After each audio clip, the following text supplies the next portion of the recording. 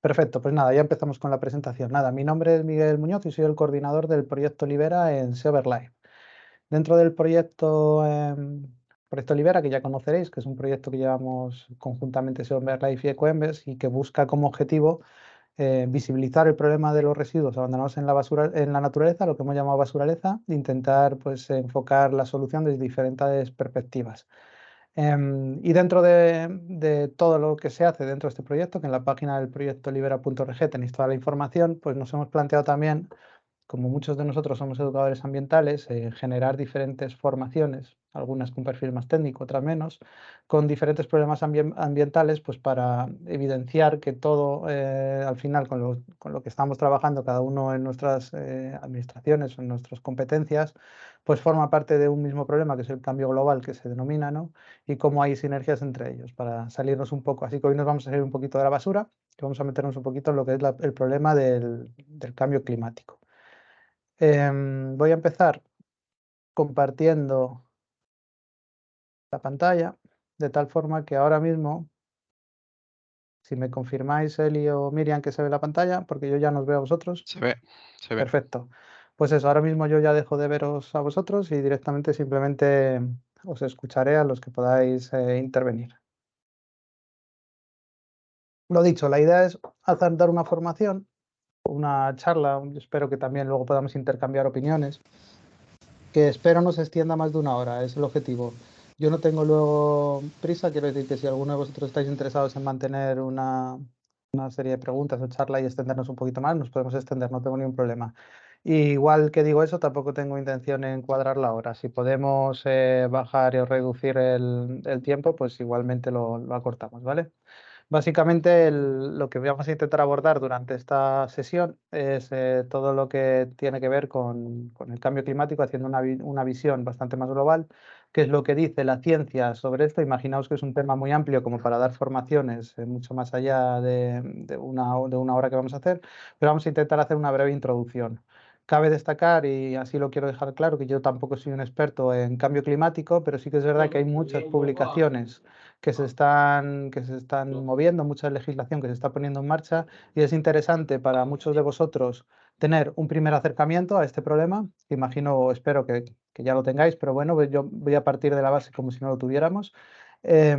Los que ya tenéis una aproximación, pues vais a ver más datos o más información de qué dice la ciencia sobre este problema, y los que estéis ya más profundizados y conozcáis más, como se publicó el último informe del IPCC hace apenas unos días, el 20 de marzo, pues vamos a intentar traducir esos informes científicos que se presentan cada X tiempo, un poquito al lenguaje más coloquial, pues para ver qué son los primeros datos que podemos extraer de ellos, ¿no? Y ver, estar a la última, por decir así, de las últimas publicaciones de todo lo que tiene que ver con cambio climático.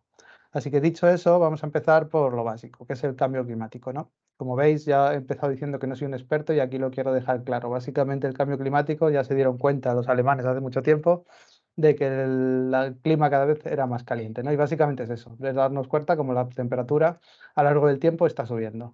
Es decir, cuando hablamos de cambio climático, lo que estamos hablando es cambios a largo plazo de temperaturas y de patrones climáticos, ¿no? Esta es la definición que da la ONU. Históricamente, estos cambios que se han producido, ahí veis desde que se ha podido hacer una extrapolación con todas las informaciones que se tienen, sobre todo con análisis de carbono 14, podemos ver cómo la temperatura de la Tierra ha ido fluctuando en los últimos 800.000 años. Si tiramos para atrás también, desde que la Tierra existe, sobre todo por eso último que veis ahí, que son los factores astronómicos, existen diferentes periodos, lo que llamamos glaciaciones, que son las que veis marcadas en los picos más abajo, y luego temperaturas más altas, ¿no? Que serían los periodos cálidos.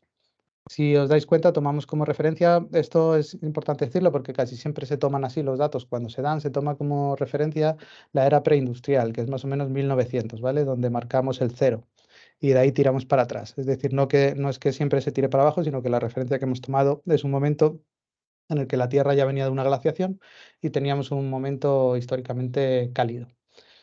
Bien, estas variaciones se producen, ya digo, o bien sea por diferencias en la actividad solar, aunque la constante solar suele variar poco, pero bien por erupciones volcánicas grandes o factores como pueden ser meteoritos o factores externos y sobre todo factores astronómicos, que ya digo es lo que, si os fijáis al final las variaciones son bastante pendulares, son bastante cíclicas, y eso quiere decir que se atribuye más a factores astronómicos, que es decir, cuál es la posición en la Tierra en diferentes momentos y cuál es su eje de rotación, ¿no? Que también varía. Entonces, si atendemos a esto, fijaos que estamos tomando una escala de tiempo muy grande, hablamos desde hace 800.000 años hasta ahora. Pues podéis ver que, por ejemplo, hace 120.000 años, en Europa Central existía un clima similar al que existe ahora en África. Es decir, en zonas como puede ser Alemania, Austria y demás, el clima que tenían era un clima muy parecido al que teníamos, el que podemos observar ahora en la África subsahariana. Sin embargo, hace 80.000 años, en esas mismas zonas estábamos cubiertos de hielo, ¿no? Que es donde venimos de la última glaciación. Hasta hace más o menos 10.000 años que empezamos a salir de esa glaciación, Europa entera, aquí podéis ver un GIF de cómo se fueron retrocediendo los casquetes polares. Europa entera estaba cubierta de hielo, ¿no? Esto es interesante hablarlo también en términos ecológicos porque, por ejemplo, explica situaciones como, por ejemplo, vosotros sabéis que tenemos especies endémicas en nuestra península ibérica, como puede ser el lince ibérico o la águila imperial ibérica. Estas especies, de hecho, eran la misma en periodos, en el último periodo cálido, y según las glaciaciones fueron avanzando, estas poblaciones se separaron. Una población quedó aislada de los Pirineos para abajo, es decir, en la península ibérica, mientras que las otras pues, fueron a regiones más del sureste asiático y zona de Turquía y demás, ¿no? De tal forma que cuando los polos reemitieron, ya digo, hace 10.000 años para acá, había pasado suficiente tiempo como para que estas especies hayan evolucionado por separado.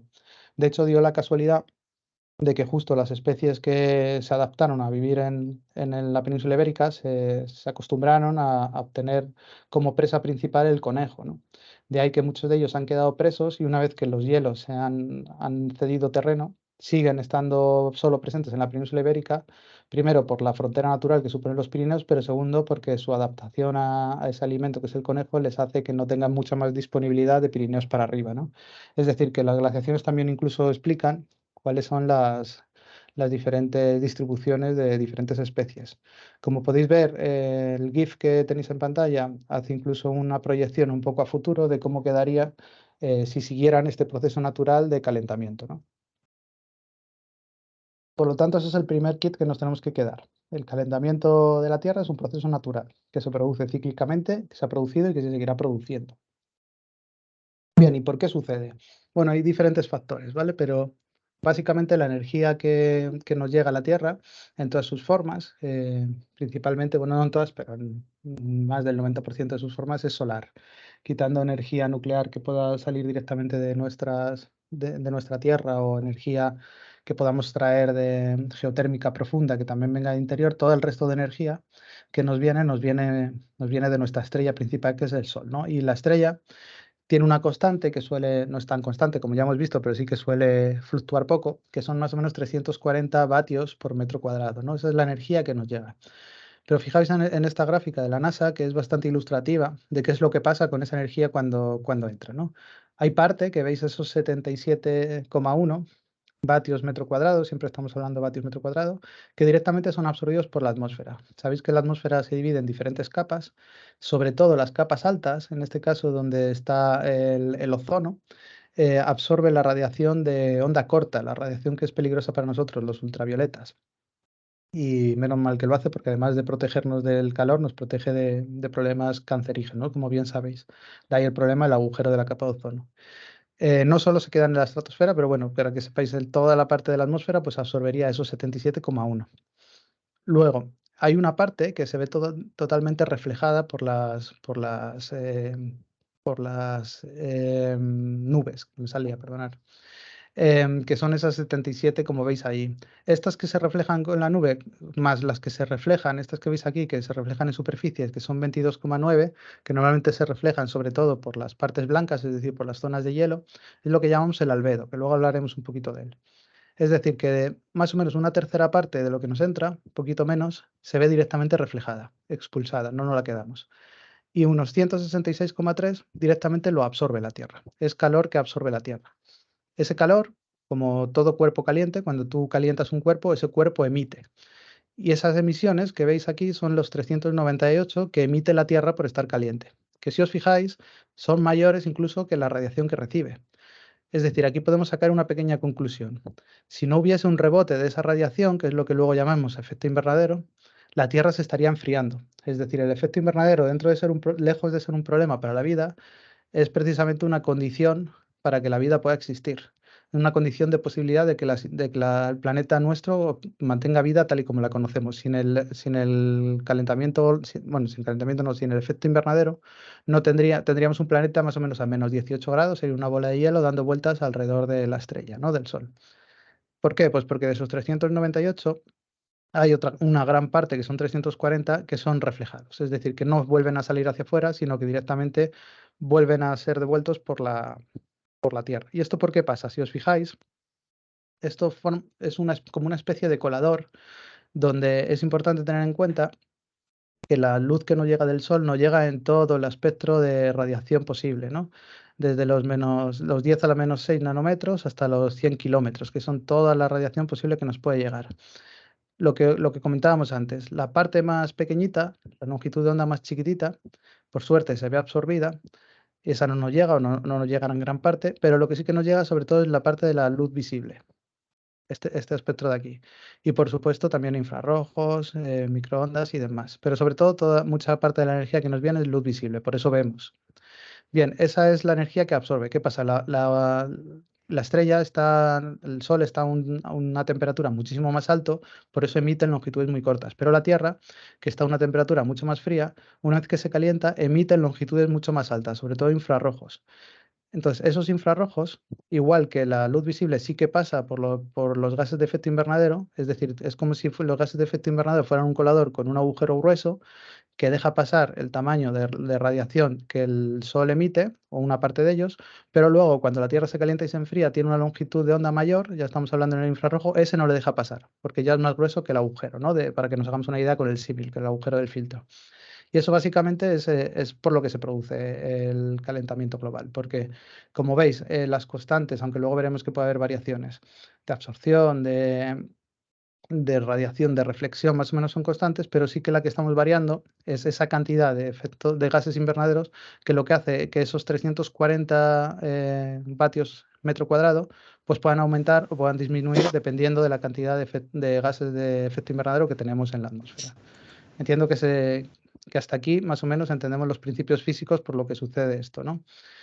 Básicamente, cuando hablamos de gases de efecto invernadero nos referimos siempre al CO2, o hay veces que veréis CO2 equivalente porque es como que se toma la unidad de medida con el CO2, aunque realmente hay un montón de gases que tienen esta capacidad de absorber esta radiación y devolverla a la Tierra, ¿no?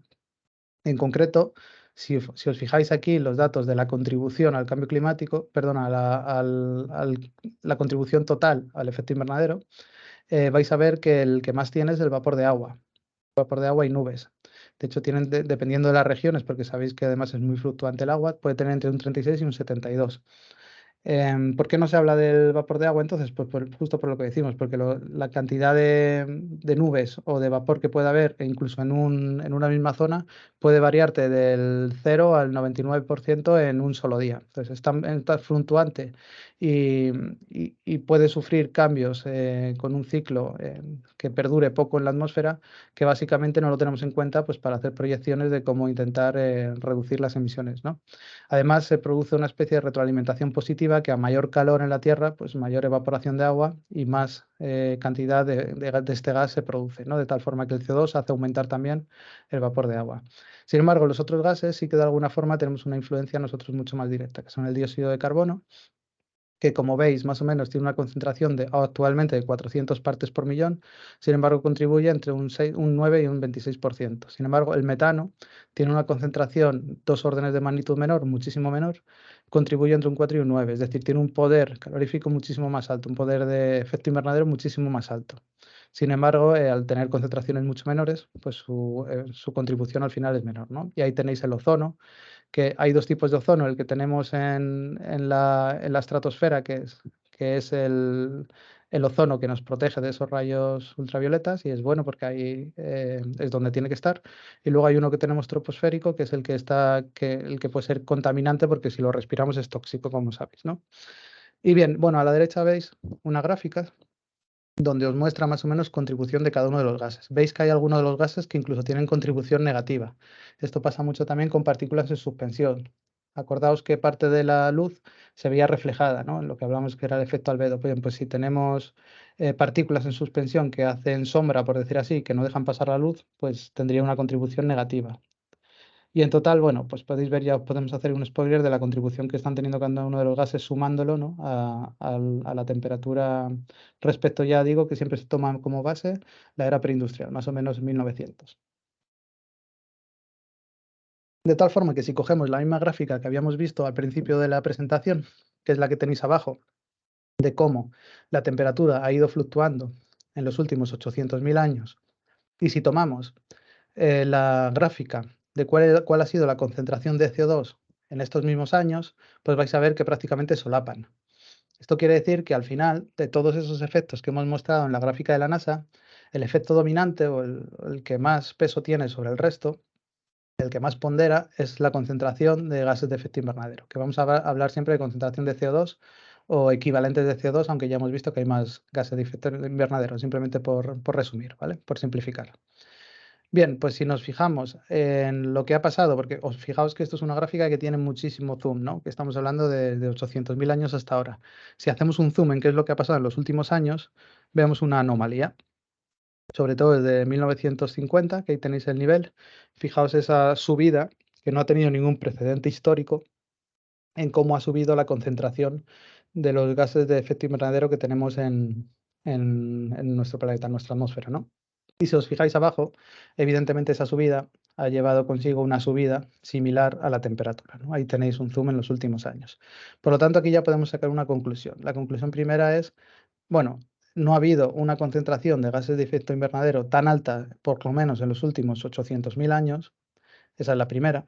Y la segunda, la gran subida o esta velocidad, sobre todo esta palabra es importante, la velocidad de subida en los últimos años es lo que realmente puede suponer un riesgo para muchas de las especies, porque el mecanismo que tienen las especies para adaptarse a esos cambios es la selección natural.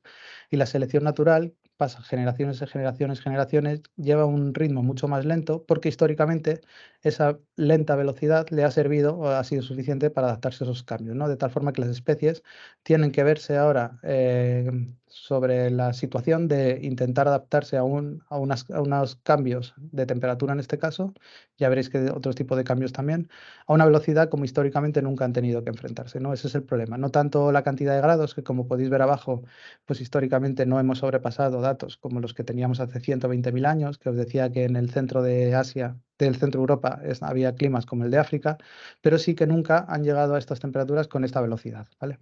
Esto sería una de las conclusiones que podemos sacar de esto.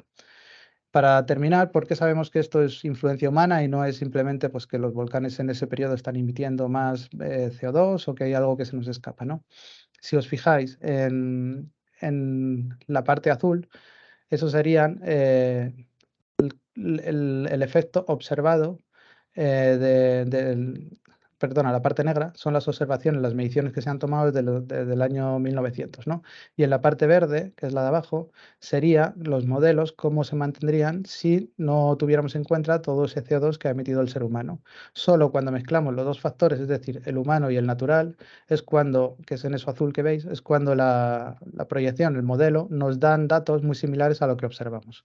Por lo que científicamente, y esto no hay, o sea, hay una evidencia científica y no hay ninguna discrepancia dentro del mundo científico de que el aumento de esta temperatura que se ha producido en los últimos años, que ahí veis que estamos ya cerca del 1,5, estamos un poquito más abajo, luego veréis exactamente los números, se han producido por efecto antrópico sobre todo, porque si os fijáis cómo hubiese quedado la línea por efecto natural, estaríamos más o menos en el cero respecto a 1900, ¿no? Un pelín por encima, pero muy poquito. Ahora luego lo veremos, ya insisto. Por lo tanto, esto también es interesante. Ahí vais a ver que pues, por cómo es el ser humano, hay diferentes movimientos que todavía son negacionistas del cambio climático, cuando hablamos de cambio climático no estamos hablando de nada ideológico, es exactamente igual que ser negacionista, por ejemplo, de la primera ley de la termodinámica o de la ley gravitacional de Newton, ¿no? Es una evidencia científica y hay diferentes artículos publicados con metaestudios donde demuestran que, pues que la evidencia del aumento de temperatura se debe a causas humanas, ¿no? Antrópicas. Bien, ¿y cómo sabemos todo? Todos estos datos que os he mostrado, ¿cómo lo sabemos? Bien, pues porque hay diferentes grupos científicos que llevan muchos años estudiando sobre este problema. En concreto, hay un panel intergubernamental que lo vamos a nombrar muchísimo y que seguramente lo habéis escuchado muchísimo en las noticias. Un panel intergubernamental del cambio climático, conocido con su acrónimo en inglés, que es IPCC. Este es un panel de 195 miembros, países de todo el mundo, donde hay numerosas organizaciones observadoras, organizaciones científicas sobre todo, pero también organizaciones internacionales, y hay miles de voluntarios en todo el mundo trabajando de forma voluntaria, otros no, otros con proyectos asociados, pero sobre todo coordinados. Coordinados en este IPCC y sacando cada X tiempo diferentes informes donde van dando luz o van poniendo luz, mejor dicho, sobre este problema. Nos van informando a los ciudadanos, sobre todo a los políticos, porque estos informes van muy enfocados a, a que los políticos pongan en marcha medidas, como ahora vamos a ver, ¿no? Donde nos van informando, pues eso, de cómo evolucionan los datos con el conocimiento actual. Como siempre decimos, el conocimiento es poder y en este caso es vital para poder tomar decisiones sobre un problema tan importante o un reto tan grande al que nos enfrentamos como humanidad como es este, ¿no? que veis aquí. De tal forma que a partir de ahora, de hecho, vais a ver en la diapositiva arriba donde ponga informe de IPCC, son datos que hemos sacado directamente, que he sacado yo de los informes del IPCC, ¿vale? No son datos con publicaciones científicas que hacen este panel de expertos. Bien, como decía al inicio, tenemos la suerte de que el 20 de marzo, es decir, hace apenas unos días, se publicó el último informe, de los que tenemos datos actualizados que podemos ver sobre cuáles son pues, las últimas novedades, sobre todo los estudios que han publicado este panel de expertos. El que tenéis a la derecha, que es el último informe, es el sexto informe que hizo el IPCC, se publicó hace prácticamente un año y lo tenéis completo en el enlace que os paso. Son unas 600 y pico páginas, de los que hay luego un formato un poco más resumido para todos los gobiernos que puedan hacer políticas de sensibilización a los ciudadanos. Todas las gráficas que vais a ver las sacamos de aquí, pero bueno, quería dejar el enlace para que el que quiera adentrarse en él y leerlo más profundamente, ahí lo tenéis.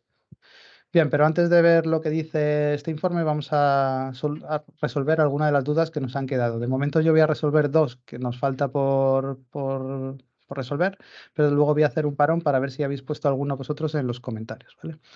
Hemos dicho antes que la Tierra, por suerte, como se viene viendo sometida a estos cambios de temperatura históricamente, pues ha desarrollado, tiene unos mecanismos con los que puede amortiguar o mitigar el problema, ¿no? Vamos a ver cuáles son y vamos a ver también por qué el ser humano, de dónde sale todo ese CO2 que emitimos a la atmósfera que de forma natural no se emitiría, ¿no? Básicamente, si volvemos a esta gráfica tan ilustrativa de la NASA, veis que os ponía dos partes que son muy importantes. Una de ellas es lo que absorbe la superficie de la Tierra y otra de ellas es lo que absorbe la atmósfera. Bien, pues con estas dos magnitudes, de alguna forma la Tierra puede jugar. Fijaos, em, el efecto albedo, que es lo que hemos nombrado antes, que es todo esto que refleja la atmósfera y que no entra, esa radiación que no entra porque se ve reflejada y por lo tanto no contribuye al efecto invernadero. Em, si tuviéramos una superficie totalmente cubierta de hielo, que eso pasa cuando los polos crecen, que crece el porcentaje de superficie terrestre cubierto de hielo, como sabéis que la superficie blanca refleja la luz, pues solo se reflejaría, o sea, se reflejaría un 90% y solo absorberíamos un 10%, es decir, se calentaría menos la Tierra. Si os fijáis, aquí hay una retroalimentación positiva, es decir, si cada vez que se calienta se pierde hielo y ese hielo que perdemos lo que hace es que haya menos reflexión, pues se calentará más la Tierra. Bien, pues aquí entra en juego otro gran amortiguador que tenemos en la Tierra, que son las masas de agua. Como sabéis, 3/4 partes de la Tierra están formadas por océanos, por aguas. Bueno, las aguas que tienen un calor específico muy alto tienen la capacidad de absorber muchísima energía sin calentarse demasiado comparado con el aire, ¿no?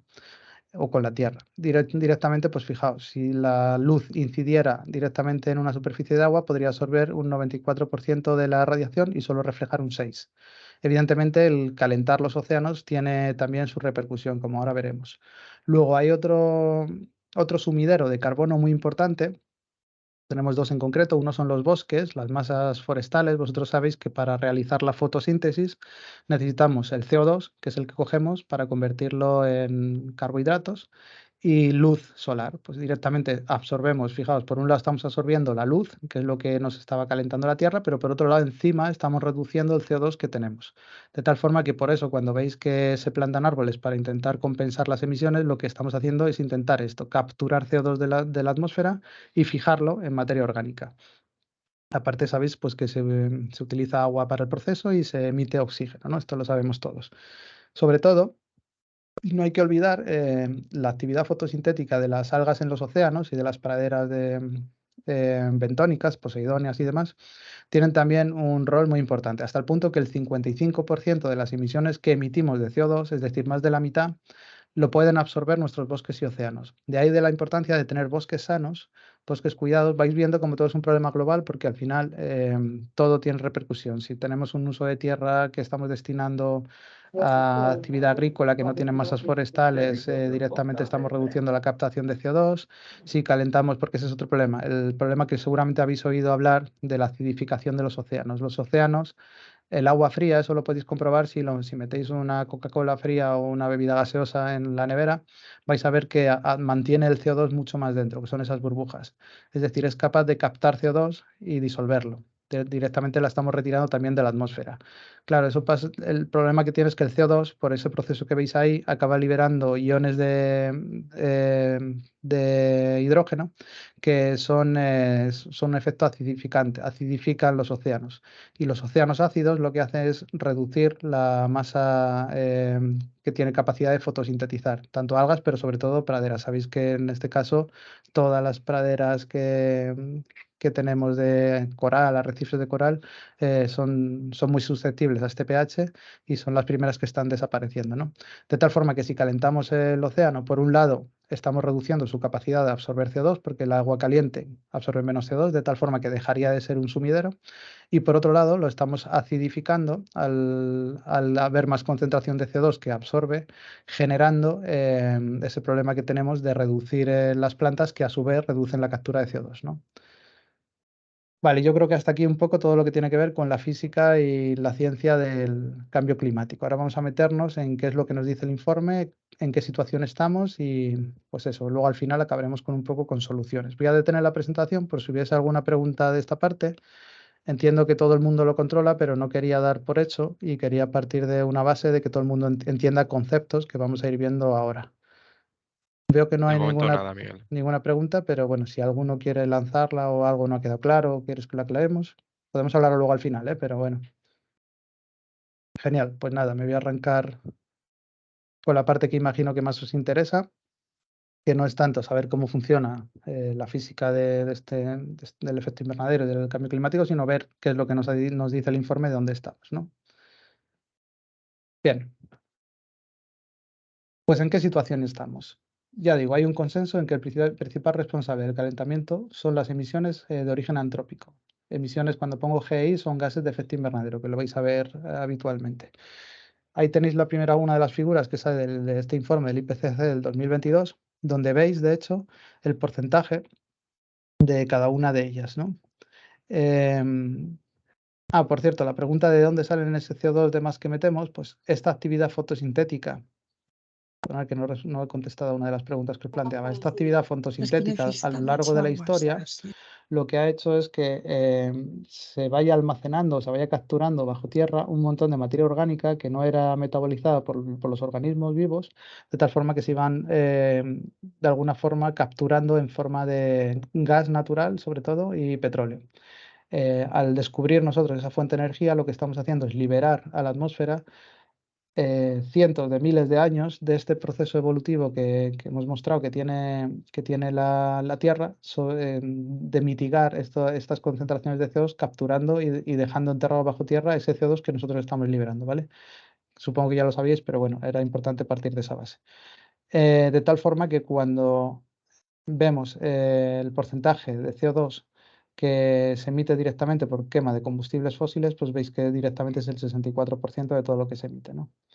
Luego veis metano, óxido nitroso, pues que pueden ir directamente relacionados a un tipo de actividad u otro.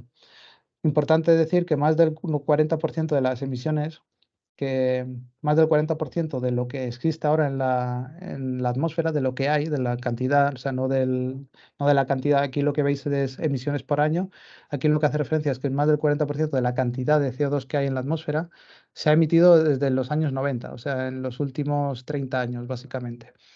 33 años. Vais a ver que esto es importante porque llevamos hablando de este problema precisamente desde los años 90. Es decir, lejos de reducir las emisiones, casi la mitad de todo el CO2 que hay ahora lo hemos emitido en todo este proceso que llevamos dialogando de a ver cómo podemos reducir las emisiones, ¿vale? Bien, la concentración de CO2, la última medición que se tiene de 2021 es de 415 partes por millón, ya hemos superado los 400 partes por millón. Los que estudiabais en la universidad como yo, era como uno de los objetivos que intentábamos no superar, ¿no? Pues las hemos superado ya, y en la última de 2023 creo que ya hemos superado incluso esta cifra. De hecho, son valores superiores a cualquier momento de al menos 2 millones de años, ¿vale? No siquiera los 800 que yo mostraba, sino 2 millones de años que sé que hay atrás. Nunca ha habido estos valores de concentraciones de CO2 en la atmósfera. Y además, se sabe ya que fruto de estas emisiones descontroladas, la temperatura de la superficie fue 1,09 grados más alta en 2011, en el periodo 2011-2020, que en el periodo 1850-1900, época preindustrial. ¿Por qué tomamos siempre estas medidas como época referencia, ¿no? La época preindustrial? Porque es el momento en el que empezamos a utilizar los combustibles fósiles y a sacar ese CO2 que os decía que la Tierra se había encargado de capturar durante milenios, ¿no? La temperatura ha aumentado desde 1970 más rápidamente que en cualquier otro periodo de 50 años durante al menos 2000 años. Esto es lo que os he mostrado con la gráfica anterior, ¿no? O sea que aquí también hablamos de que la temperatura, no solo la cantidad, sino la temperatura, también, perdona, no solo la cantidad, sino que la velocidad ha tenido un aumento sin precedentes, ¿no? Estos valores, bueno, esto es lo mismo que decía, y fruto de estas emisiones descontroladas de la temperatura global, eh, la última parte, porque el otro, perdona, me estoy repitiendo, el aumento de la temperatura global de 0,1,09, el propio informe del IPCC ya ha sido capaz de aislar y decir que 1,07 grados ha sido por culpa del CO2 de origen antrópico. Es decir, que como veíamos en esa primera gráfica que os había mostrado, donde salían los dos modelos, natural versus emisiones humanas, de forma natural la Tierra solo se hubiera calentado 1,02 grados y el 0,02 grados y el 1,07 grados, es decir, prácticamente el 99% del calentamiento corresponde a causas antrópicas. Por lo tanto, acabemos ya con ese mantra de que la Tierra se hubiese calentado exactamente igual si no estuviera el ser humano, porque vemos que la Tierra, si siguiera patrones como ha seguido históricamente, se hubiese calentado 0,02, mientras que estamos hablando de 1,09, ¿vale? Son 2 órdenes de magnitud por encima de lo que debiera haberse calentado. Bien, ¿en qué situación estamos? Pues si vemos la base de datos del último informe en cuanto a cuáles son los principales emisiones o los principales sectores que emiten CO2, pues podemos optar que aproximadamente el 79% de las emisiones lo producen sectores de la energía, industria y transporte. Ahí lo veis, ¿vale? Estos gráficas son a nivel planetario, evidentemente, dependiendo de la región geográfica, pues tendrán más peso uno o tendrán menos peso otros, ¿no? Pero bueno, es importante ver que si sumamos directamente energía, industria y transporte, tenemos prácticamente el 80% de todas las emisiones. Mientras que el 22% se lo damos a la agricultura y silvicultura y otros usos de la tierra, ¿vale? Lo que veis que llaman AFELU. De hecho, me parece interesante y por eso lo sacamos aquí, que en la agencia europea, estos datos ya son de Europa, no son del mismo año, pero son solo de Europa, el 3,32% de las emisiones, que es una barbaridad, se debe a la gestión de residuos, ¿vale? cuando tenemos residuos que abandonamos, sobre todo residuos orgánicos que abandonamos en la naturaleza, se produce metano. Y como habéis visto, el metano es una de las principales causas, es uno de los gases con más capacidad de calentamiento global, ¿no? De tal forma que no es baladí, un 3,32% es muchísimo. Y un problema o el uso de plásticos que luego, si nos reciclamos bien, los tenemos que incinerar. Aquí está todo metido, ¿vale? Pero me parecía una buena forma de ver cómo enlazar basuraleza con emisiones de CO2, que parece que no tienen nada que ver, y como veis, como os decíamos antes, al final todo está relacionado de alguna forma, y la mala gestión o la gestión ineficiente nos puede hacer emitir más CO2 que una gestión correcta, ¿vale? Y ya digo que un 3,2 por 3, un 3,3% es mucho, es prácticamente un tercio de toda la agricultura, lo cual estamos hablando de una cantidad poco despreciable. Bien, una parte interesante también que nos dice el informe del IPCC es cómo se distribuyen estas emisiones por regiones geográficas. Veis que a día de hoy lo que más peso tiene es Asia Oriental, con un 27%. Le sigue Norteamérica, después Asia Latina y Caribe, Sureste Asiático, Pacífico, África un 9%, Sur de Asia un 8% y luego estaríamos Europa en un 8%. Pero fijaos cómo cambia mucho si hablamos de una foto fija o una foto móvil. Es decir, esto es si miramos las emisiones en 2019. Pero si miramos el histórico de acumulación de emisiones de origen antrópica, es decir, de todo ese CO2 que tenemos en la atmósfera, ¿quién ha sido el causante? Pues, por ejemplo, Norteamérica deja de tener un 12% para pasar a estar en el primer puesto en un 23%. Y Europa, que estábamos en un puesto bastante discreto, como lo que emitíamos poco, pues pasamos a ser los segundos más causantes, ¿vale? Tal forma que aquí ya sabéis que se generan muchos debates sobre quién es la culpa, quién tendría que reducir más, quién tendría que reducir menos. Y siempre están estos debates de sí, pero todos aquellos que ahora están en situación de desarrollo venían de un proceso de desarrollo donde pudieron emitir. Veis que al final, pues estos discursos nos sirven pues, para tener datos y saber exactamente dónde poner en marcha políticas, pero son discusiones de quién tiene la culpa que nos lleva al final, pues hoy por ti, mañana por mí, es la casa sin barrer, ¿no? ¿Y hacia dónde vamos? Bien, el objetivo de no superar los 1,5 grados de la COP23 París 2015, es decir, de hace prácticamente 8 años, ya lo damos prácticamente por imposible, tristemente. Ahora veréis por qué. Realmente el objetivo, siempre que se habló desde el 2001, que es donde se empezó, aunque se materializó en 2009, el objetivo era siempre no superar los 2 grados, aunque se tenía siempre esperanzas en que, aunque el objetivo crítico eran los 2 grados, los Estados miembros podrían en marcha medidas para no llegar al 1,5, ¿no? Bueno, habéis visto que estamos ya prácticamente en el 1,1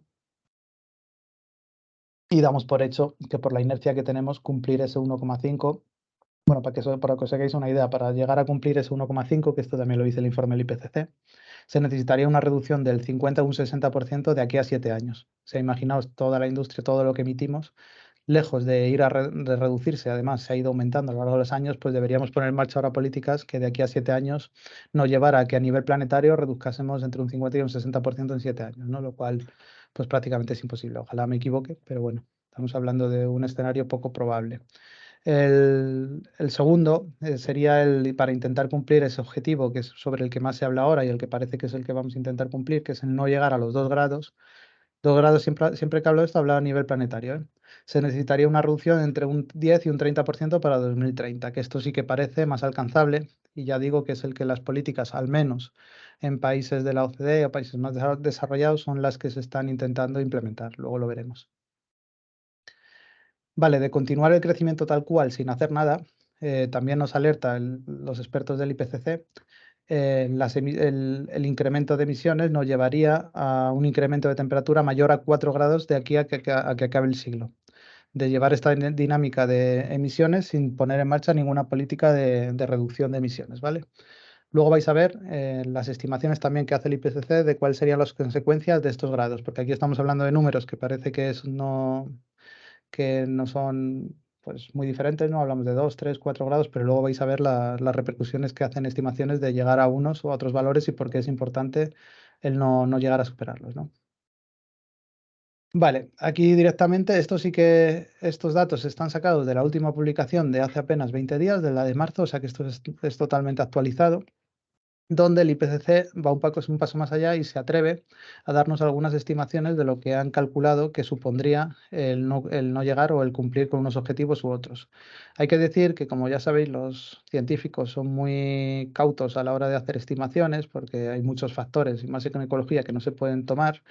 Y es difícil llegar a calcular exactamente, por ejemplo, el número de especies que se podían perder, de tal forma que aquí nos hablan del el riesgo de pérdida de especie con una gráfica donde hablamos de un porcentaje de especies animales que se ve y especies animales y de seagrass, son todas las praderas de vegetales bentónicas que hay en el océano, ¿no? Que estarían expuestas y potencialmente, con un peligro potencial de perder, o sea, de desaparecer, ¿no? Dependiendo las diferentes temperaturas. Veis que va desde blanco, que es el 0%, el amarillo, pues el 0,1%, y ya llegamos hasta el 100%. Veis que es una especie de escala logarítmica, ¿vale? Bien, pues en 1,5 grados sí que hay alguna zona, sobre todo las zonas que tienen que ver más con las praderas de corales, los arrecifes de coral, como veis pues cerca de Oceanía y demás, que ya llegaríamos solo con que aumente 1,5 grados, que ya digo que ahí estamos, o sea que evitar eso prácticamente es imposible, llegaríamos prácticamente a la pérdida del 80%, ¿vale? Ahí lo veis, 80, incluso alguno más, las zonas más oscuras. Pero bueno, el resto estaríamos entrando en afecciones pues cercana a un 20 o un 30% de las especies, que parece una chorrada, pero estamos hablando mucho, ¿eh? Es casi una de cada dos, una de cada tres especies con un peligro potencial de desaparecer. Más toda la pérdida de especies que llevamos desde el histórico, que aquí no se tiene en cuenta, ¿vale? Em, si cogemos el escenario de 2 grados, pues como vais viendo, como directamente, pues todo el sur de África subsahariana ya entraríamos en una pérdida de un 10, por lo menos, entre un 10 y un 20, igual pasaría con sur de África. Las zonas marinas, pues prácticamente ya estaríamos hablando de su desaparición total, de estas praderas, de estos arrecifes de coral. Em, si miramos el escenario con 3 grados, pues veis como la cosa ya es mucho más dramática, y la de 4, que el 4 es a dónde llegaríamos si no ponemos en marcha ninguna medida, pues fijaos qué imagen más desoladora nos deja, ¿no? Nos deja prácticamente que, no sé calcular exactamente, pero unos 20 grados del ecuador para arriba o para abajo, prácticamente estaríamos en un desierto en todo el planeta, ¿no? Y daos cuenta que además parte de esas que están ahí tocando en fuerte, si os fijáis, está la India, está la zona amazónica, estaríamos hablando de zonas donde ahora mismo tenemos zonas con un alto grado de biodiversidad y que sería realmente un drama, ¿no? O sea que este escenario de 4 yo no lo quiero ni pensar. Ya sabemos que el de 1,5 es muy difícil cumplir, así que a ver si por lo menos nos quedamos en el de 20, intentamos en el 2, perdón, de 1,52 por ahí, e intentamos llegar a eso, esperemos, de aquí a que acabe el siglo, ¿no? Que es el objetivo de todas estas paneles que vais a ver luego que se reúnen anualmente y demás. Bien, ¿qué efecto tendría cada uno de estos escenarios en cuanto al riesgo para la salud humana? Pues exactamente la gráfica veis que mide lo mismo, solo que ahora estamos hablando de días. 0 días sería totalmente blanco, 365 días sería todo el año.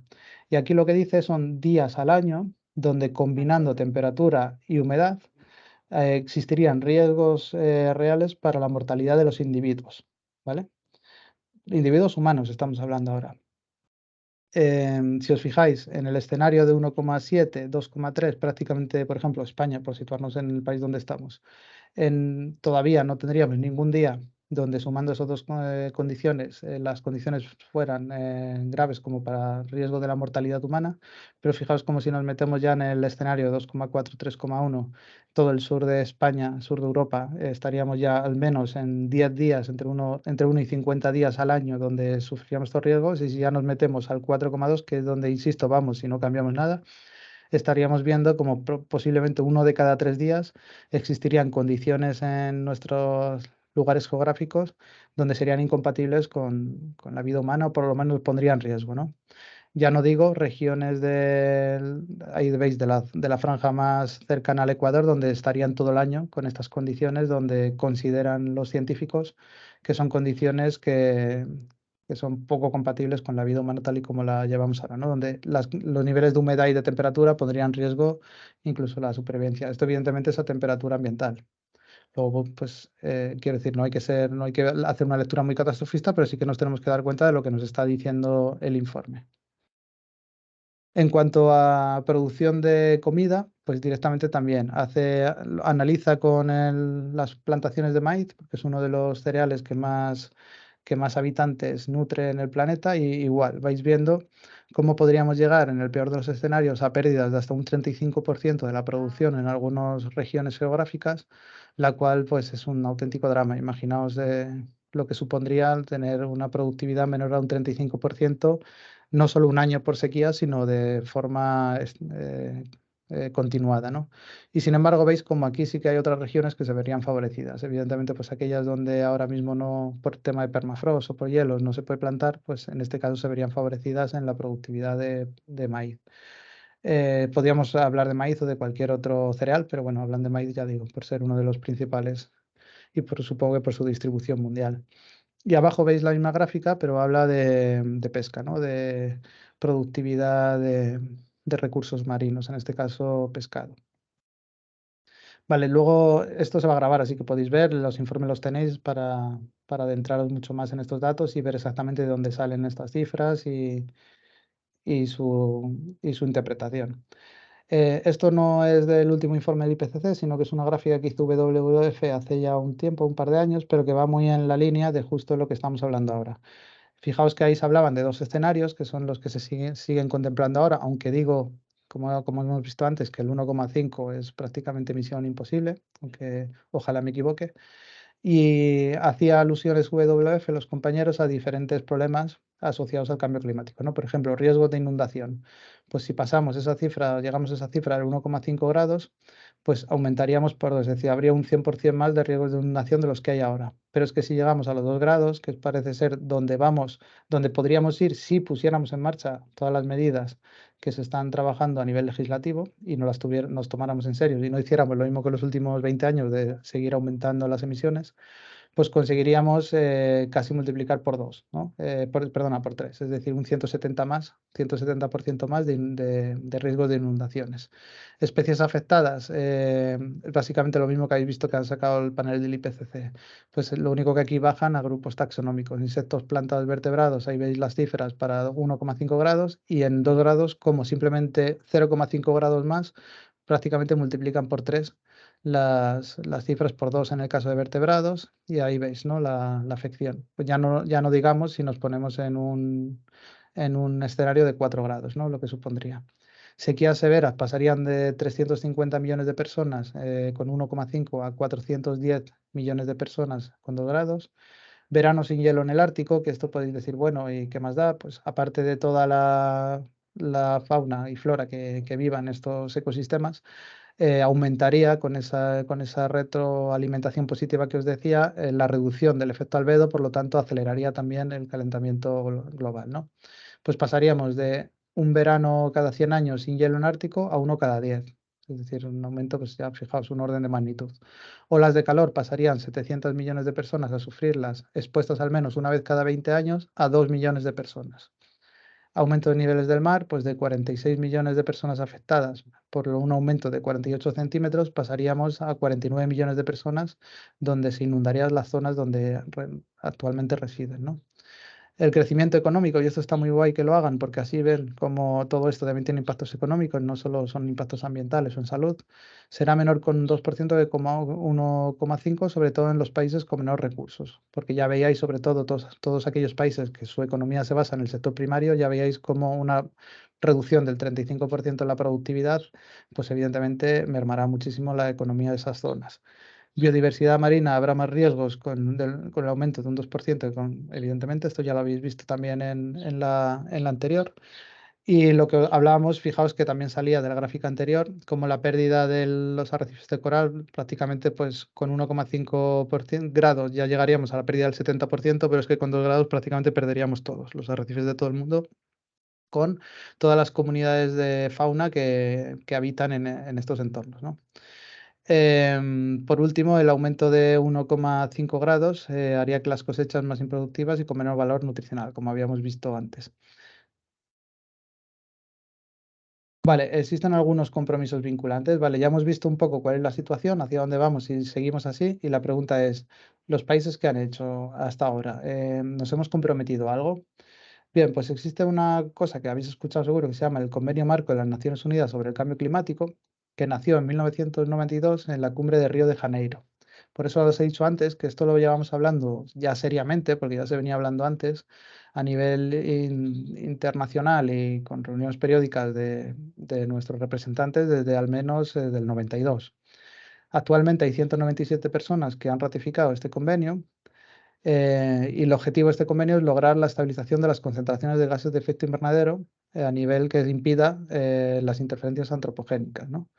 La conferencia de las partes, o lo que llamamos la COP, que emana de este convenio, es una asociación donde todos los países que forman parte se reúnen una vez cada año desde 1995, ¿no?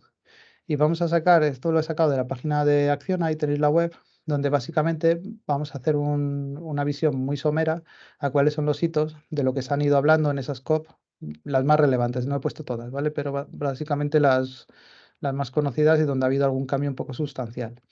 En la primera que se hizo en Berlín en 1995, los países firmantes acordaron reunirse anualmente. Básicamente vamos a poner en marcha una agenda para ir viendo qué está pasando con esto del cambio climático. En Kioto, que es la que más escucharéis, que ya fue la tercera, ahí sí que se adaptó el protocolo de Kioto con el compromiso de reducir las emisiones de efecto invernadero. Vais a ver que todos estos compromisos no son vinculantes y esto es uno de los problemas, ¿vale? Por eso puse que compromisos vinculantes han adquirido los estados. Sienta bases del mercado de carbono. No voy a entrar en esto, pero bueno, sabéis que hay un mercado de carbono donde los que menos producen pueden vender el cupo que han dejado de producir a los que más y de esa forma pues desincentiva las emisiones de CO2, ¿no? En la COP13 de Bali, la hoja de ruta de Bali se establece con el calendario de negociaciones con un nuevo acuerdo internacional que sustituye al proyecto de Kioto. Incluye a todos los países, no solo a los desarrollados, porque en el protocolo de Kioto, seguramente lo habéis escuchado hablar, se quedaban fuera países como Estados Unidos, China y demás que no quisieron firmarlo o ratificarlo posteriormente. Copenhague de 2009, que esto es lo que os he comentado antes, aquí es donde se valida el objetivo de mantener el calentamiento global por debajo de los 2 grados. Los países desarrollados se comprometen a financiar a largo plazo a los países en vía de desarrollo. Eso es importante, porque es una cuestión que siempre se ha debatido de cómo hacerlo de forma que sea no perjudicial y que agranden las desigualdades, ¿no? Fijaos que hablamos de 2009 como un compromiso de quedarnos por debajo de 2 grados. Desde entonces ya deberíamos haber empezado a reducir emisiones para llegar a ese compromiso y lo que hemos hecho ha sido seguir emitiendo cada vez más. Luego lo veréis, ¿vale? En la COP16 en Cancún en 2010 se redactaron los acuerdos de Cancún que formalizan los compromisos expuestos en Copenhague y se crea un fondo verde. Aquí ya empezamos a hablar de financiación para esto, ¿no? Sabéis que en ecología se dice que conservación sin presupuesto es simplemente conversación, pues es un poquito esto. Vamos a dejar de hablar y vamos a poner recursos para que poder alcanzar estos objetivos, porque si no vemos que van pasando los años y no hacemos nada. Pero fijaos que hemos pasado desde los años 90 hasta los años 10 del siguiente milenio, el siguiente siglo, y de momento ya lo único que hemos llegado al acuerdo es que hay que reducir 2 grados y que hay que poner unos fondos para trabajar en ello. En 2011, todos los países acuerdan empezar a reducir emisiones. Hasta entonces no se habían puesto en marcha compromisos de reducción, pero se decidió negociar un acuerdo mundial que entrase en vigor en 2020, es decir, dieron la patada a la pelota 9 años más para adelante. En 2018 se acuerda prorrogar el protocolo de Kioto hasta 2020. Países como Estados Unidos y China, Rusia y Canadá no respaldaron la prórroga. En la COP20, ya estamos hablando de 2014, por primera vez todos los países acuerdan elaborar y compartir el compromiso de reducción de emisiones de gases de efecto invernadero. COP21 en París, que esto veis que hablamos mucho del Acuerdo de París, después de 20 años de negociaciones se adopta unánimemente el Acuerdo de París para mantener el calentamiento global por debajo de 2 grados. Por eso todo el rato estamos hablando en esta presentación de 2 grados respecto a la era preindustrial y perseguir con esfuerzos para limitarlo a 1,5 grados. Bueno, parece ser que no hemos perseguido con muchos esfuerzos porque ya digo que eso es prácticamente con los datos actuales inalcanzable. Bueno, ojalá no, pero vamos, todo apunta que sí. COP22 en Marrakech en 2016, el Acuerdo de París entra en vigor poco antes de la cumbre que resultó en la Declaración de Marruecos. La Alianza de Marrakech para reforzar acciones pre-2020, la creación del órgano de decisión sobre el Acuerdo de París, ¿vale? Luego llegamos a la COP23 de 2017, donde se crearon los diálogos de Talona, donde los países pueden compartir experiencias y buenas prácticas. Bueno, veis que van siguiendo pasando los años. 2018, cumbre condicionada, recientemente publicación del informe de 1,5 grados del IPCC, que este es el que estábamos comentando. Es el anterior, pero bueno, viene reforzando esto que hemos comentado ahora. Y concluye con el diálogo donde todos ayudarán a revisar los países climáticos nacionales en 2020, los planes, perdona, y alinearlos al objetivo de limitar el calentamiento. Bueno, posteriormente a esto, porque Acciona hizo esto para la COP de Madrid, que fue en 2009, se produjeron la conferencia en Madrid, luego la de Glasgow y la última que se hizo fue en Egipto, donde realmente pues tampoco hubo muchos avances en ninguna materia, por eso no he destacado nada más, ¿vale? ¿Por qué hemos hecho este parón y hemos analizado todo esto? Pues porque desde las organizaciones ambientales, las organizaciones conservacionistas, tenemos una sensación de que los países se llevan reuniendo y hablando muchísimo y hablando de compromisos y hablando de buenas intenciones de los años 90, pero la realidad de lo que ha pasado en los años 90 es que el único momento de retroceso de emisiones un poco llamativo fue cuando nos paramos la economía con el COVID.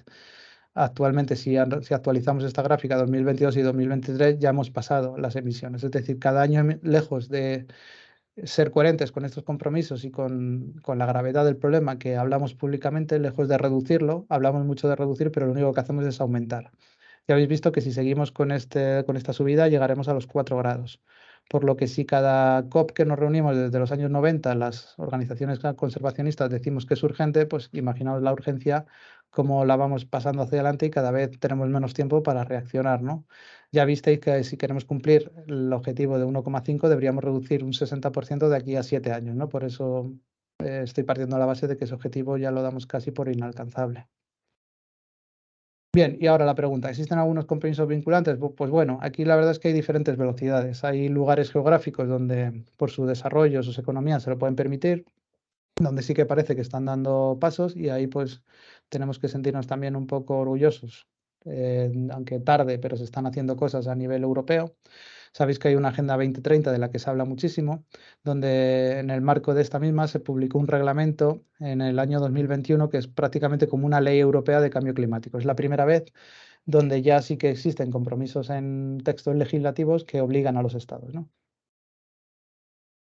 En concreto, este texto busca un objetivo de neutralidad climática para la Unión Europea de aquí a 2050, es decir, que haya las mismas emisiones que capturas.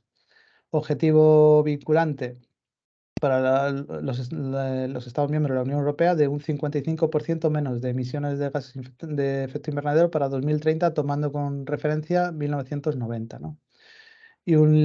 O sea, esta gráfica que habéis visto aquí, que empieza con 37,5, esto es a nivel global, pues la parte proporcional que supusiera eso a Europa, deberíamos comprometernos a reducirla menos, pues en ese caso ya digo que es mundial, pero para que os hagáis una idea, pues cerca de 20, no menos de 20. Luego, un objetivo de límite de 225 millones de toneladas de CO2 equivalente, sumando todas las actividades de todos los Estados miembros. Y también se pusieron en marcha con lo que hablamos antes, de poner en marcha vías de financiación que hasta ahora pues, no habían sido muchas y mucho menos cuantiosas, ¿no? Dentro de los fondos Next Generation, que sabéis que fue muy sonado por su cantidad, hablamos de 723.000 millones de euros, al menos 193.700 millones van destinados a poner en marcha medidas para frenar este cambio climático, ¿no? Sabéis que está habiendo mucha polémica ahora sobre, pues eso, el modelo de sustitución de energías fósiles por energías renovables, pues por eso, porque como llegamos tarde y mal, pues al final se está haciendo de forma un poco descontrolada, pero bueno, todo eso viene de estos fondos europeos que tienen como objetivo pues, cumplir con ese reglamento europeo que hemos visto. Y en colación con esto, a colación con esto que estábamos hablando, pues la ley española, también la normativa española, pues también sacamos una ley, la primera ley de cambio climático que existe en nuestro país, que salió en el 2021, el 20 de mayo. donde también bajamos al detalle con objetivos de reducción. Básicamente ahí nos hemos comprometido como país a reducir un 74% de la electricidad de origen, o sea, llegar, perdón, a un 74% de electricidad de origen renovable para 2030. También reducción de consumo de energía primaria en un 39,5% para 2030. Todos los objetivos son para 2030, de la Agenda 2030. ¿Esto qué es de reducción de consumo de energía primaria? Pues hay muchísimo consumo directamente que procede de las casas, por ejemplo, consumos de gas, eficiencia energética de electricidad, de todo ese tipo de cuestiones que podamos llegar a reducir al menos en un 40%. Al menos un 42% de las energías de origen renovable. Y decís, vale, ¿y por qué arriba ponen un 74%? Bueno, porque arriba solo habla de la electricidad y aquí tiene en cuenta todas las energías que producimos. Es decir, metes a la electricidad pues todas las energías que utilizamos para el transporte, petróleo, gas para calentarnos, de tal forma que a 2030 al menos toda la energía que consumimos como país, no solo electricidad, tiene que ser un 42% de reducción. Vais a ver que es menor que el compromiso europeo de un 55%, pero viene porque dependiendo de los países de la Unión Europea se les exige un compromiso menos. En Alemania, que tiene mucha más industria, por ejemplo, pues su reducción tiene que ser mayor que la nuestra, que partíamos de un escenario menor, ¿no? En total, eso, reducciones de emisiones de gas de efecto invernadero de un 23%, mientras que a nivel europeo, como veis, estamos pidiendo una reducción de un 55%. Vale, y sin más, voy a ver si hay alguna cuestión, que voy un poquito alargado de tiempo. No hay muchas preguntas. Ha habido gente ya que se ha tenido que salir por hora, Vale, pero no han dejado preguntas en el chat más allá de dónde va a estar disponible la grabación, que ya digo yo que es en el canal de YouTube del Proyecto Libera. genial. Em, y más, no sé si para aprovechar que, bueno, que estamos llegando al final, no sé si podríamos dar alguna noticia o algo relacionado con esto en plan positivo, ¿no? De cosas que se están haciendo, cosas que se han conseguido, ¿no? Para no acabar con, Sí, pues, con justo. mal sabor Iba a de ir, boca. iba a ir al, como siempre, intentamos dejar el final, la parte más de esperanza, de cómo, qué podemos hacer, ¿no? Me voy a intentar no enrollar mucho porque me estoy pasando mucho de tiempo. En concreto, el informe del IPCC, lo digo porque lo voy a poner así, lo voy a leer de forma muy somero, habla de qué pueden hacer los gobiernos. Es decir, los expertos llegan un poquito más abajo, lo llegan a bajar más, no se quedan solo en dar datos catastróficos, sino dicen que estamos a tiempo y que es posible, pues tomando una serie de medidas. Y dicen cuáles son las medidas prioritarias, ¿no? Y van sector por sector. Leo algunas rápidamente, pero ya digo, tenéis todo el informe. Por ejemplo, en el sector energético debemos de tener una reducción sustancial de uso de combustibles fósiles, buscar la eficiencia sobre todo, conservación de la energía, eficiencia energética. Sector industrial, pues acción coordinada a largo plazo de la cadena de valor, eficiencia energética y materiales, flujo de materiales circulares, de ahí viene lo de economía circular. Se conseguirá alcanzar el objetivo de emisiones netas con la adopción de nuevos procesos de producción que utilicen electricidad, hidrógeno y combustibles de baja o nulas emisiones de gases de efecto invernadero. Por ejemplo, en la parte del sector urbano, pues habla la electrificación, ¿no? Eliminar cuando se pueda todo el uso que no tenga, que no sea electricidad, porque veis que el gas al final es muy difícil obtener gas metano de origen biológico, mientras que la electrificación pues parece que sí que es más fácil conseguir fuentes renovables. Invertir en rehabilitación energética de edificios pues, para conseguir mejor. Al final es reducción, si os fijáis, donde se fijan. Básicamente lo que venimos diciendo también desde el sector ecologista, que no hay mejor en kilovatio que el que no se produce, ¿no? En este sentido, todo lo que tenga que ver con eficiencia energética, pues mejor. En el sector transporte, pues más vehículos eléctricos. Sector de agricultura, otras opciones que con otras relacionadas con el sector incluyen el uso de productos agrícolas y forestales de origen del lugar de producción más intensivos, pues productos de proximidad y reducción de consumo de carne, ¿no? En este caso. Bien, pero vamos a centrarnos aquí. ¿Qué podemos hacer nosotros como ciudadanos? Os recomiendo mucho un par de canales donde tratan este tema. Son nada, uno ves 15 minutos, otro 19, que os recomiendo mucho y creo que debería ver todo el mundo, donde se trabajan mucho más toda esta parte y os dan información mucho más precisa de cuáles serían los actos que tendrían más repercusión en tu vida en reducir, ¿no? En concreto, hay un canal de ciencia que se llama el Kurzgeist, que es este que veis aquí, donde podemos tener cambio climático individualmente. Os lo dejo para que lo busquéis luego por YouTube porque de verdad que están muy bien. están muy currados. Y otro de ellos es de Quantum Fracture, donde pone formas de luchar contra el cambio climático. Ambos de ellos apela a formas de luchar a título individual, pero habla desde la ciencia, que es lo que me interesa. Habla de aquellas medidas que serían mucho más efectivas. Y con el objetivo de no extenderme mucho más y que, porque ahí lo vais a poder ver, sí que he querido sacar o haceros alusión a una página de la ONU, que también os la dejo, donde ha hecho este mismo ejercicio también y han sacado como 10 acciones cuantificándolas o intentando cuantificarlas de cuánto supondría, ¿no? Pues para intentar reducir. Básicamente dice una persona que resida en Estados Unidos, cogen un estadounidense medio porque es el que más produce, pero bueno, al final nuestro estilo de vida pues se puede parecer bastante a un estadounidense. Pues produce de media alrededor 17,6 toneladas equivalentes de CO2 al año. 10 veces más, por ejemplo, que una persona que viva en la India. En la Unión Europea la huella media es aproximadamente 7,9. Veis que es más o menos la mitad, ¿no? De Estados Unidos. Pero bueno, nuestra forma de vida, ya digo, se puede... todas las 10 medidas que ponen aquí que van enfocadas al americano medio nos puede valer a nosotros también. Bien, lo interesante es que la ONU dice, para conservar un clima habitable, la media de emisiones por persona al año tiene que bajar alrededor de 2 o 2,5 toneladas equivalentes de CO2. Si conseguimos hacer eso, cada uno, o sea, ya a nivel individual, independientemente de lo que hagan los gobiernos, si conseguimos esas reducciones, pues conseguiremos alcanzar estos objetivos, por lo menos pues para no llegar a esos 2 grados, ¿no? Y bajan un poquito más a darte esos 10 consejos que realmente más ahorraría y lo llegan, ya digo, a cuantificar. La cuantificación aquí es muy complicada porque depende de tu estilo de vida, de la casa que tengas, de lo lejos que tengas del transporte, de qué comas, pero básicamente han hecho unas medias de cuál es el consumo a nivel mundial y han visto cuáles serían los lugares prioritarios, de tal forma que si no lo aplicáis vosotros porque consideráis que alguno de ellos ya lo hacéis, está bien que lo distribuyáis entre la gente que conozcáis, porque al final si todos hacemos esto, pues habremos ganado gran parte del camino, ¿no? Bien, lo primero que dice es ahorrar energía en casa. Gran parte de nuestra electricidad y calefacción funciona con carbón, petróleo y gas.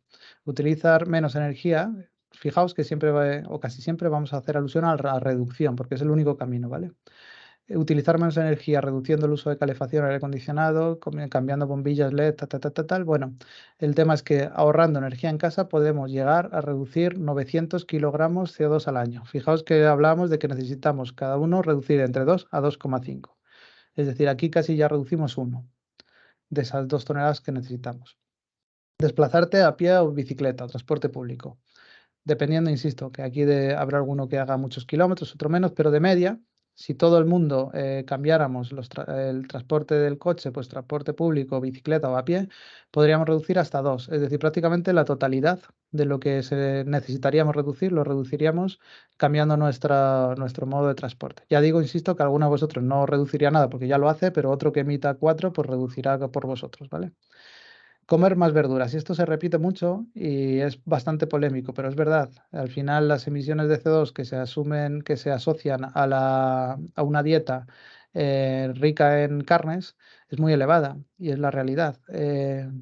Si optamos por una dieta vegetariana, podríamos reducir hasta 500 kilogramos, pero es que si optamos por una vegana, podríamos reducir prácticamente lo mismo que ahorrando la energía en casa, es decir, prácticamente otra tonelada, 900 kilogramos, ¿vale? Para que veáis la magnitud.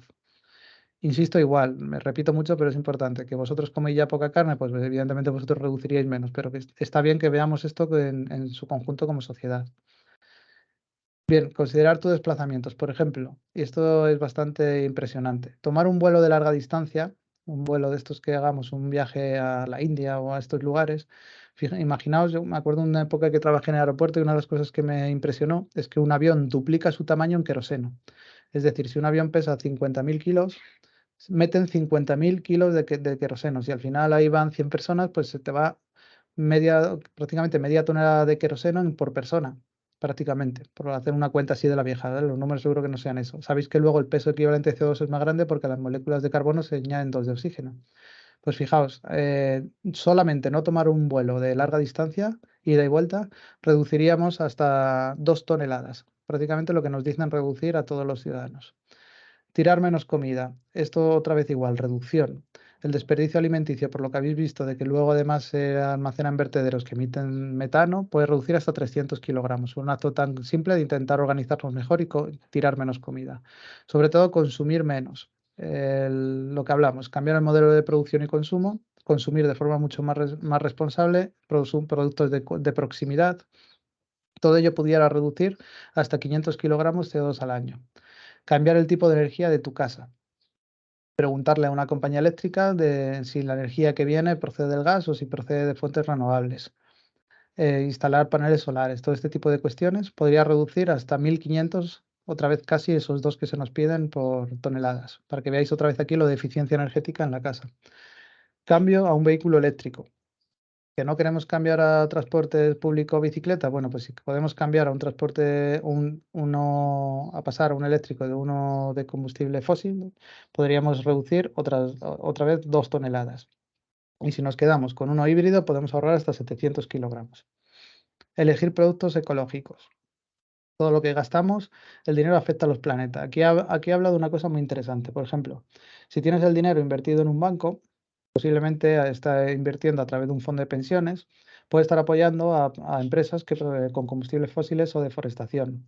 Una de las formas, por ejemplo, es asegurarte que el dinero que tengas lo inviertas en empresas que son sostenibles. Al final, lo que quiere decir esto, pero no solo esto, sino a la hora de ir a comprar también al supermercado, elegir productos poco sobreenvasados o elegir productos ecológicos. Lo que está queriendo decir esto es la capacidad que tenemos nosotros como consumidores de mandar un mensaje al sector productor de que esto nos importa, importa mucho. No podemos cifrarlo aquí porque dependerá de muchos factores, pero es una de las mejores formas que tenemos de transformación, más allá de nuestro entorno, sino de transformación directamente del sector productivo. Y muy enfocado a esto, también hay una última que dice expresa tu opinión. Si de verdad esto nos importa y de verdad creemos que es un problema, pues compartir todo este tipo de información, no desde el punto de vista más alarmista, como hemos visto en primera parte, sino de todavía estamos a tiempo de entre todos conseguir reducir estos niveles, pues para por lo menos enfrentarnos a un escenario menos malo, porque vemos que a uno malo ya sí que vamos a llegar, pues hay que compartirlo. Cada día que perdemos es un día que estamos perdiendo para empezar con todos estos campañas de reducción. A la hora de poner el voto, pues también votar a opciones que pongan de manifiesto que le importan lo verde, exigir el debate público, todo esto que es al final relacionarnos en sociedad, que es expresando nuestra opinión, pues también tiene un impacto muy grande, aunque sea muy difícil de cuantificar en kilogramos como hemos hecho en el otro caso, ¿no? Bueno, y por mi parte nada más. Simplemente esto era lo que queríamos presentaros, una visión un poco más global de lo que es el problema y sus soluciones. Y nada, espero que os haya sido útil. Disculpar que me he extendido un poquito más de la cuenta. No sé si hay alguna pregunta o si queréis, tenéis energía después de la chapa o si os interesa hacer algún comentario o hacerme alguna pregunta, es el momento. Abrimos el micro y yo encantado de charlar con vosotros y con vosotras. Hay un par de preguntas. Pregunta Alexandra si es verdad que se ha reducido el agujero en la capa de ozono, qué significaría esto y que si sabemos por qué se ha producido. Sí, hay diferentes gases que afectan a la capa de ozono.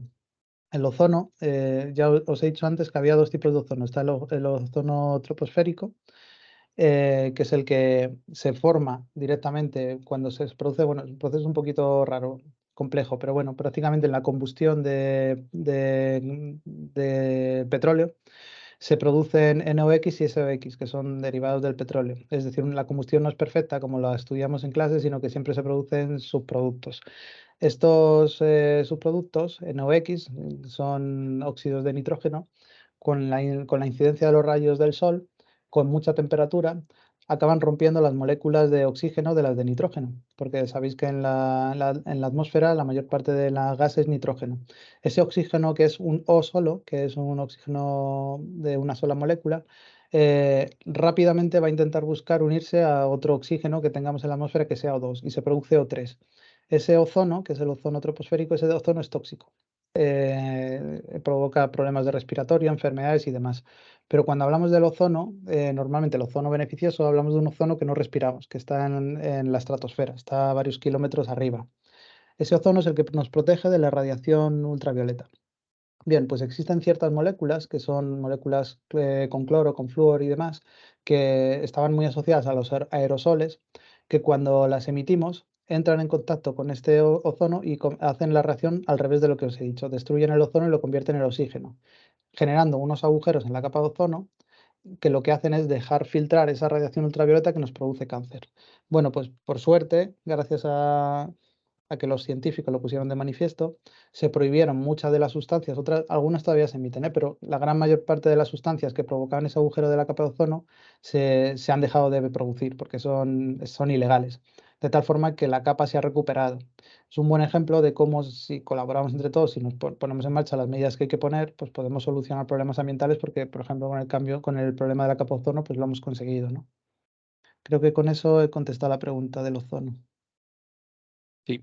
Y preguntaba Alejandra de nuevo si se analiza el efecto que tiene en el medio ambiente el tema de los vehículos eléctricos. Imagino que se refería a a las últimas diapositivas que Sí, estabas enseñando. sí, claro. Aquí hay un problema que es, siempre que hablamos de temas ecológicos, imaginaos que la ecología al final son muchos eslabones con muchas relaciones donde tú cuando tocas uno sabes el efecto que vas a producir en el siguiente, pero no sabes qué vas a producir. Es un poco como el efecto mariposa, no vas a ver, sabes un poco las consecuencias. Toda interacción que el ser humano tenga va a tener un efecto. Aquí llega un momento en el que tú tienes que decidir cuál de los males es el menos mal pasa mucho con la energía nuclear, ¿no? Si apostamos por una energía nuclear, evidentemente emitimos menos CO2, pero estamos teniendo otro problema que es el problema nuclear, ¿no? Pues aquí pasa igual. La fabricación de coches eléctricos, lo que está claro es que toda la electricidad que se produce, actualmente el pool eléctrico, estamos en un 50% renovable y es muy fácil bueno, muy fácil, es relativamente sencillo con la tecnología que tenemos ahora conseguir energías renovables eléctricas. Es prácticamente imposible conseguir energías que sean de origen renovable que se utilicen para combustión, es decir, biocombustibles. De tal forma que al corto plazo, cambiar parte del parque automovilístico por una parte eléctrica sí que va a tener beneficios a la hora de reducir emisiones de gases de efecto invernadero, pero tendrá otros problemas ecológicos como la explotación de minas, pues por ejemplo, el litio, metales raros que estamos explotando con la afectación en esas zonas de su extracción, problemas derivados de la contaminación, problemas de la implantación masiva de energías renovables.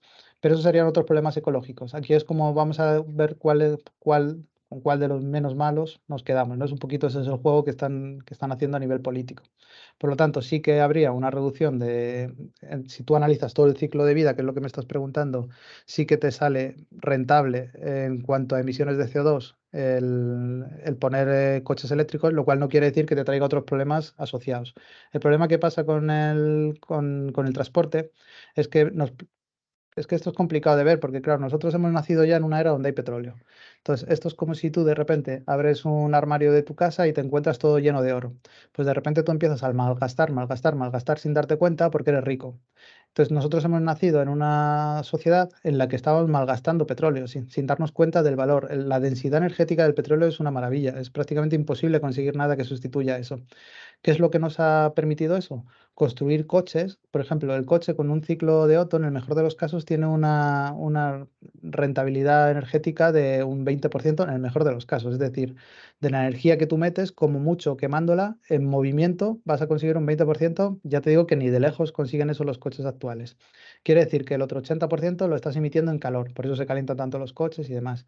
¿Cómo hemos podido hacer coches que pesen 1.500 kilos para mover a personas que pesamos 70 kilos cuando encima el 80% de la energía la estamos desperdiciando? Pues porque éramos ricos en energía. Ahora, claro, tenemos un problema. Hemos partido de un modelo que hemos creado cuando éramos ricos en energía y queremos sustituirlo con otro donde no somos ricos. Y ese es el problema. Y de hecho va a pasar así. El futuro de la movilidad tendrá que ir por reducción de vehículos muchísimo más ligeros, mucho más ajustados. Por eso porque la tecnología de las bicis eléctricas se ha implementado mucho más rápido que la de los coches, porque es mucho más sencillo mover a 5 kilos de bici más a ti que pesas 70 que no intentar mover un bicho de estos que además tiene radio, aire acondicionado y demás, que insisto, están basados en un modelo cuando teníamos riqueza energética y ahora no vamos a poder disfrutar de ella.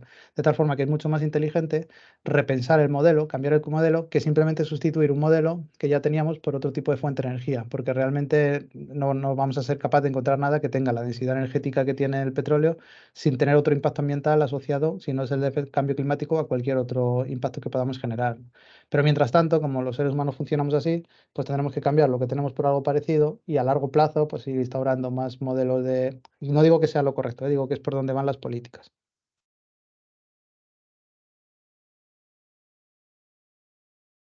Esa será la última. Creo que Alejandra además ha quedado muy satisfecha con la respuesta. Bueno, pues no sé si por mi parte estaríamos. Pues nada, más que deciros que muchísimas gracias por asistir. Lo dicho, todo lo que podáis hacer de estas medidas que habéis visto y sobre todo de difundir. O sea, creo que una de las cosas que queríamos cubrir con esto también es los científicos publican informes tochísimos, muy complejos a veces de entender por la población y un poco las organizaciones conservacionistas tenemos el deber de dar esto mucho más mascado y traducirlo, porque al final estos informes de 600 páginas no se los lee nadie, pero son muy importantes porque nos jugamos mucho en ello. Entonces, todo lo que podáis difundir o vídeos como este o vídeos mucho más cortos de personas que se dedican a la divulgación, que vayan enfocados a soluciones desde la ciencia, pues entre todos también conseguiremos llegar a más personas, porque la verdad es que es un poco deprimente ver todavía, pues eso, en debates públicos personas que se plantean si el cambio climático existe después de tantos años ya, ¿no? Con tantas evidencias. Así que todo lo que sea poner un poquito de luz y centrar el debate en este problema, pues será mejor para nosotros. Sí, luego sí, como vamos a subir el vídeo, porque me pregunta Teresa, Lo uno de los enlazamos en la canales, información del vídeo, sí, sí, sin problema. subimos el enlace del informe y ponemos los 2 vídeos que os he recomendado en la descripción para que así podáis pinchar. Hay más, simplemente yo sigo a diferentes divulgadores y esos 2 me parecen que dan bastante en el clavo porque lo hacen desde la ciencia, que esto es importante. Que hay muchas personas que lo hacen desde la buena voluntad, pero dan consejos, pues, que al final no son tan eficientes. Pero esta gente que son científicos dan bastante en el clavo de las cosas que puedes hacer que más van a influir en reducir tus emisiones. Ya digo que habrá otros muchos, pero estos son los que conozco y son en español. Así que nada, pues lo dicho, muchísimas gracias, un fuerte abrazo a todos y espero veros en otras formaciones o en recogidas de las del metro cuadrado, que tenemos aquí la nuestra el próximo 3 de junio y cualquiera que quiera inscribirse en la web lo tiene abierto para apuntarse a una de nuestras recogidas. Y nada más, muchísimas gracias.